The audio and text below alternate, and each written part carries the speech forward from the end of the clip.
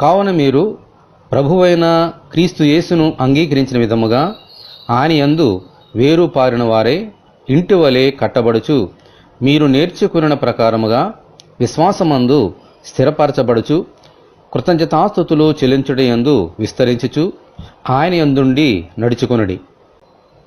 ప్రభువైన యేసుక్రీస్తునందు విశ్వాసముంచిన వారందరూ ఆయన యందు వేరుపారి జీవించాలి. అప్పుడే మనము వెలుగు ఫలములు ఫలించగలము.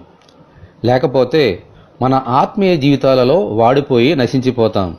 ఎందుకంటే ఆయనకు వేరుగా ఉండి మనమేమీ చేయలేం. అలా ఆయనలో వేరు పారినప్పుడు మన శరీరములు దేవుని ఇంటి వలె అనగా దేవుని మందిరము వలె కట్టబడి వృద్ధి చెందుతాం.